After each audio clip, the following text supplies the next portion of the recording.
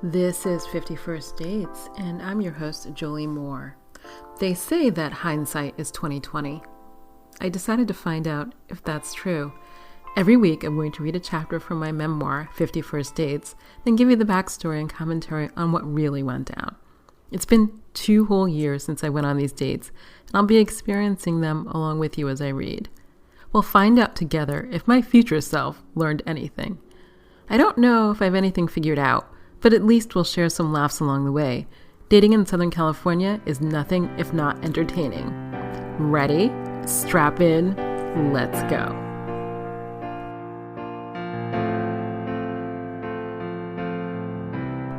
Welcome to episode 15 of 51st Dates. I'm your host, Jolie Moore. You know, I read a lot, and this last week I was reading, actually I think not a book, I don't know, I read a lot of dating books and other books, but this week I was reading a lot about type. So you'll know from earlier episodes that I have a type. I like artistic guys, I like long hair, I like a certain look that, you know, could be straight out of Central Casting. And I was reading these posts, and the blogger was suggesting that type is a problem. And I'm thinking, well, if a guy is nice or whatever, what does that have to do with him looking a certain way? Being a certain, actually, I don't have a height problem. I want to say being a certain height, but looking a certain way. Cute, you know, long hair, whatever that is. And the blogger was suggesting that type may not work, and maybe when you're looking at type, you're looking at some exterior factors that are not important. I had to take a pause because she was like, she and some of the commenters were like, if your type is whatever, people have a whole bunch of different things they like, then, and you've had a bunch of failed relationships with that type of person, maybe your type isn't working. And I'm going to say that is the first time ever in many, many, many years that I've thought of it. Because when I was dating in 2019 and swiping left and swiping right on Bumble, Tinder, whatever, OkCupid, Match, whatever, I was swiping left on people who were not my type. Also people who like smoked or drank or had bathroom selfies. I mean, you know, there are some other criteria. And I did swipe right a lot on like a cute, artistic, long-haired guy. And I still love him. I don't even know what to say about that. But she was suggesting that maybe your type, quote unquote, should be somebody who shared your values. And I was like, oh, it's not looks first, values second. And the collective understanding from the posts and the comments was no. And I was like, I'd never thought about it that way. Although, you know, I've come across a lot of people who lie or cheat or do all these other things that I would never do and certainly do not fit into my value system. So I was reading, I'm currently reading a Tana French thriller, The Searcher, that's what it's called. And at some point, the main character is being kind to a teenage boy. And I have like a secret love of teenagers. I don't have one yet. And I don't volunteer with teenagers or anything, but I always get a little annoyed when people are like, teenagers are this or teenagers are that. And I'm always thinking, that seems like a human's like most like unstable time, and a time when they really need support from other people. And so I'm reading this book, and the main character, whose name is Cal, of all things, is being really kind to this teenager. And I like sat up, and I was reading in bed, and I sat up and I thought, oh, I would love to date somebody who was kind to teenagers. And that was the first time I ever thought about the inherent qualities and integrity of the person I was dating. Because if you had asked me last week, last year, or the year before, the first thing I would have said is, oh, he was cute. Then, of course, I get caught out when I'm on dates with people who are not kind or not honest or lack integrity or, well, any number of other things. And maybe I need to search for values. So I think that's interesting, and it's something I think I'm going to consider as soon as we all have COVID vaccines. I don't know. But I don't know how one swipes through, let's say it's online dating as opposed to in real life, because all of the gatherings, I haven't been to any in a year or, God, okay, anyway, more. I don't know, I think I last went to a party in February of 2020. And I don't know how you screen, in terms of online dating. In person, I guess this would be a different conversation. For values, how do you screen for integrity? How do you screen for honesty? I don't know. And it's something I'm really going to think about a little bit, because I'm too old and I'm too tired to go out with any more fuckboys or whatever. Dishonest guys who are secretly married. I don't know. I mean, I have a lot of thoughts about these dates, and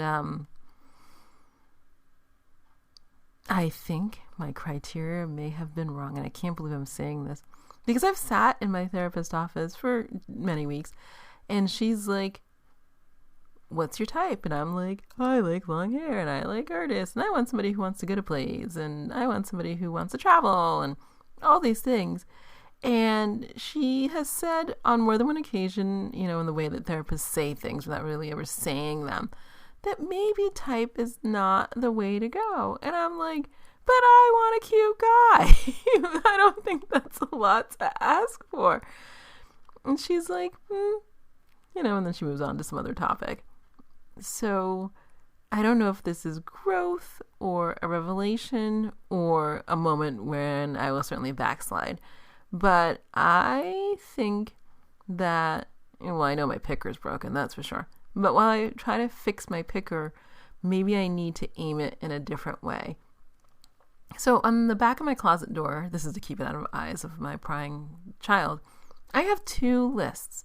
One list is like what I want, and it's like he's got to be handsome and sexy and like financially stable and all of that. And I'm not saying, oh, I think financially stable is probably important.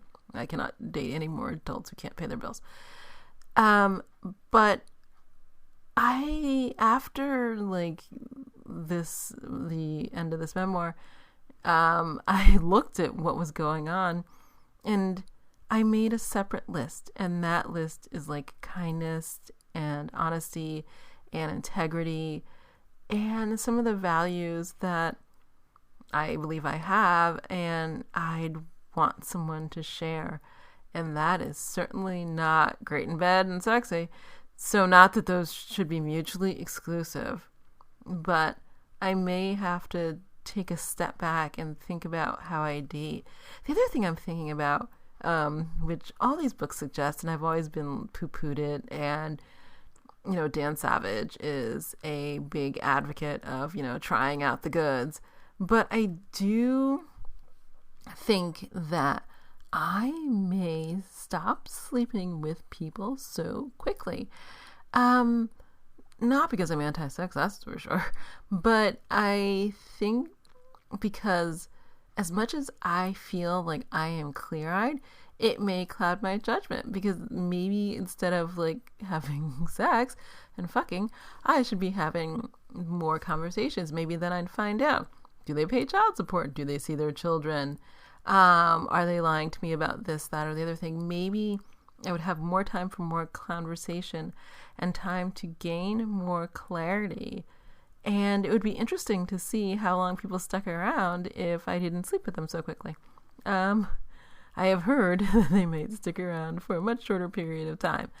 I don't know if that's true, but I certainly, well, it's an experiment and maybe something I should be willing to investigate. So that's this week's revelation. We shall see, shan't we?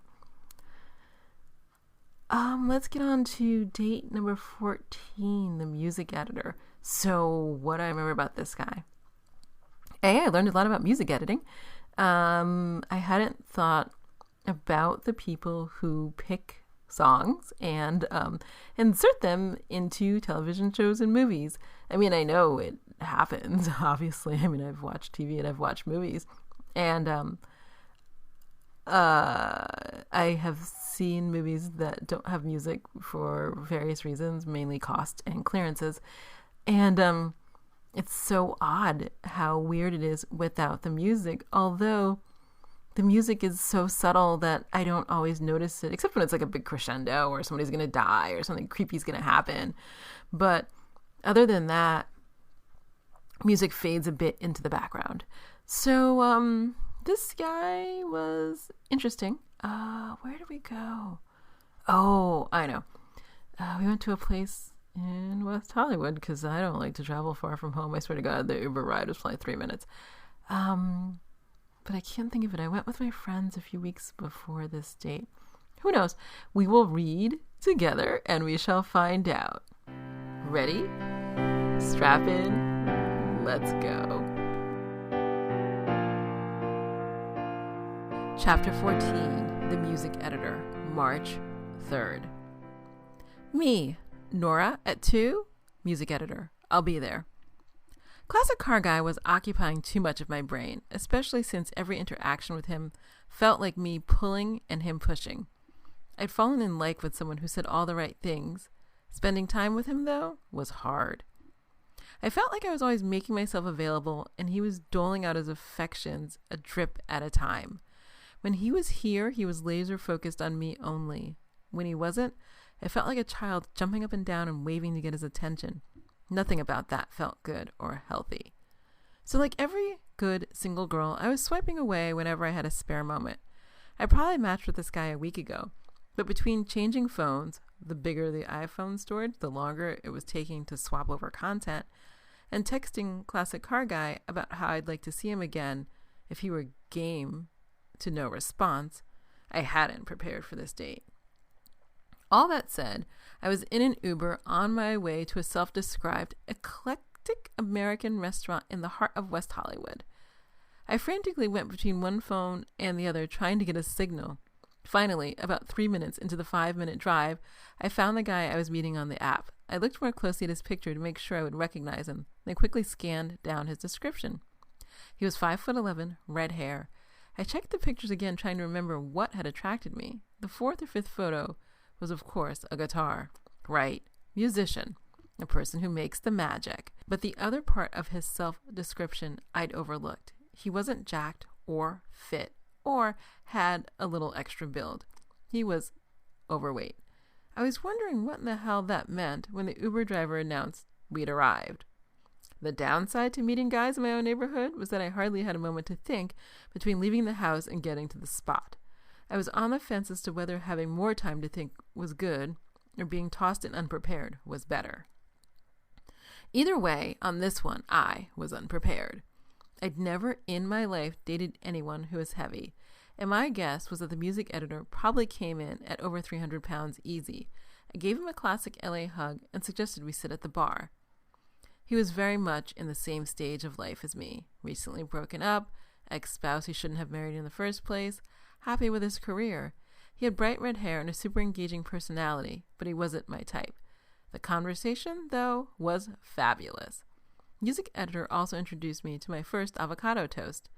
I'd always thought this California menu oddity, though now I see it everywhere around the world, wasn't something I'd actually pay for. But he ordered it and offered me a taste. It was kind of a cool idea, though I still couldn't see myself ordering it. We sat at the bar post-brunch until they started setting up for dinner. I tried my hardest to focus on him and not what I wished I was doing with Classic Car Guy, who hadn't responded to my offer to spend Sunday together while he chased down cars. I have to say that his job was quite fascinating. You know that music that increases the tension in a drama or lets you know something funny or scary is about to happen? It was his job to work alongside the director, pick the music, and make sure it played at just the right moment. I looked him up on IMDb, and he's worked for years on some of the most popular music and TV shows. Additionally, he had his own band who performed music he wrote. It was totally cool. The combination of great looking and great conversation wasn't easy to come by, I was thinking.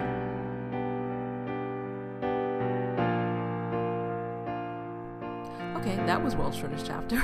I feel like more happened on that date, but maybe it didn't.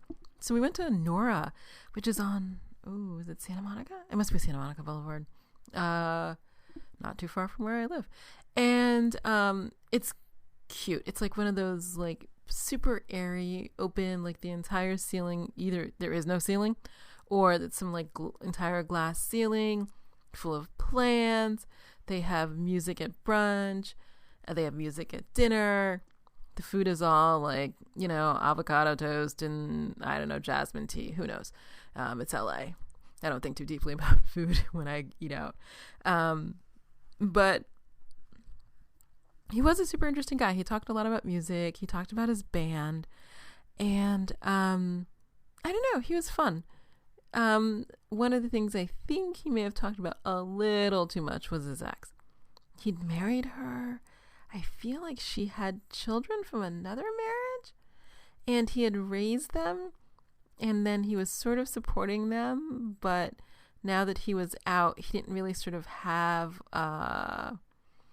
he doesn't have a legal relationship to them, and that's a problem with stepchildren. I mean, not a problem. It's just a problem with how our society views it. So if you, marry somebody who has a 2-year-old and you divorce when the child's 16, you have no custody rights. But I think that his daughter was staying at his house or visiting him or something like that. And I believed he lived in the valley. Did he live in Toluca Lake? Oh, he lived on the east side of the valley. I don't remember any of that. But I think before that he lived on the west side, like Chatsworth or Woodland Hills or something. So he'd moved like all the way across the valley, which is, I don't know, maybe 20 miles. I'm not good with that. But it would take like 25 minutes on a good traffic day and like more than an hour on a bad traffic day. So that's all I can say about that. But he was interesting and nice. But he liked music a lot, and I do like music, but it's not my thing per se. It's not, what is the word I want to say? I'm not like a music connoisseur, a music expert, or anything like that. I don't play an instrument, so I don't have like a deep level knowledge. I mean, I have like, like everybody else, probably 5,000 songs on my phone. Sometimes it's Nirvana, sometimes it's rap. Sometimes it's like slow jams, or jazz, or Amy Mann, or who knows, depending on, how I feel. And, but I'm no like, I don't know, student of music. So my conversations on music don't really go beyond, I like this and I like that, and I pretty much like everything except maybe country. And, and opera. Oh, Puccini's operas. Oh, not so much. But it's just, I don't know. I don't have much to say about that date. And I feel like I should have say more. But I think one of the problems that I had with that date is that the day before, I guess maybe Classic Car Guy had been here at my place, and he had said, oh, you know what we should do on Sunday? We should get together and I'll take you with me to go look at cars, whatever he does, looking at cars, trying to figure out which one he's going to buy and refurbish. And I thought, so I'd spun out a fantasy in my mind. I can see it now, where I was like, oh, we'll get in the car and we'll drive around and we'll go look at them together, and he'll see what a great, like, cool girl I am. Look at me. I can go along with anything. And it'll be fun. And he spun it all out, which I now know is called future faking. And then I think I texted him in the morning and I was like, hey, what's the plan? And the response was nothing. And look, I mean, I had 2 phones and they didn't have a signal, but I also have a Mac and I have an iPad, and, iMessage works across all the platforms. And it was radio silence, because I don't know why. Did he never have a plan? Did he, I don't know. I mean, I guess we'll talk more about Classic Car Guy, but he was, I don't know. Let's just say that I had seen myself on Sunday, like tooling around with him after this brunch. And I went on this date with the music editor and I came home, and who knows, probably wrote or something. But there was no Classic Car Guy. And if I hadn't been so focused on thinking about him, maybe I could have paid attention to the person who was sitting in front of me. That would have been kind and would have been what a person of integrity did. And I'm not sure I was that person on this date.